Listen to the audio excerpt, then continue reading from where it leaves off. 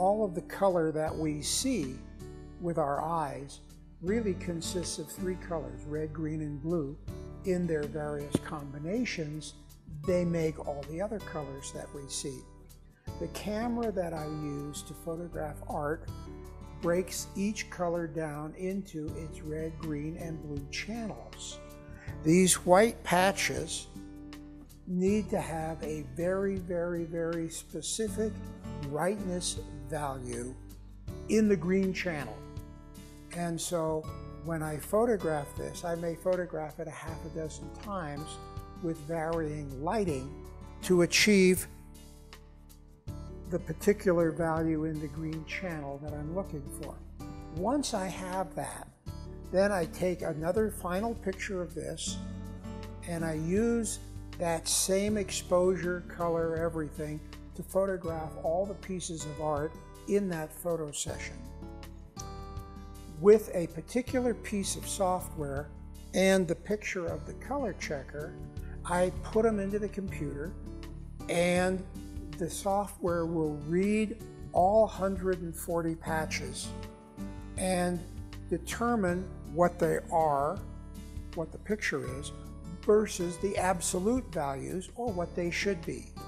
It will then write a mathematical formula to bring what I shot as close as possible to the absolute values. That process, that mathematical formula, is called a profile. And profiling is at the heart of making images of original art.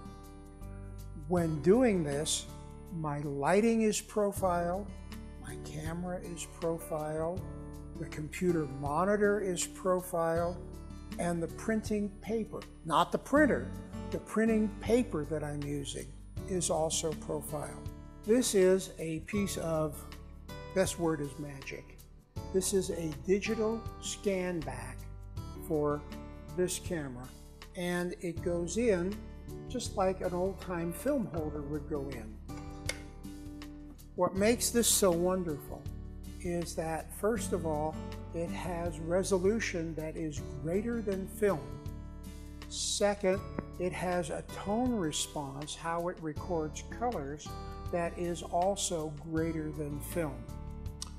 This will produce a raw image, no playing with it, of 550 megapixels. It makes a huge picture. I can make a billboard from this piece of equipment. At this point, I'm ready to take my first picture of the color checker, so we're going to do that right now, watching the screen. You'll be able to see in real time as it scans the image. Here we go. Now at this point, I would enlarge this a little bit, and I would take a measurement after I calibrate it. And to calibrate it, I would pick a dark gray, a light gray, and a very light gray. And I would come over and I would set it up to balance for the lighting. So I have now balanced, and we're going to take a reading of this patch right there. This one right here that is almost white. And we can read over here the value of that patch in the green channel. And my goal is to have 244 or 243 or 242. And right now I have 255, so I know that I am too bright.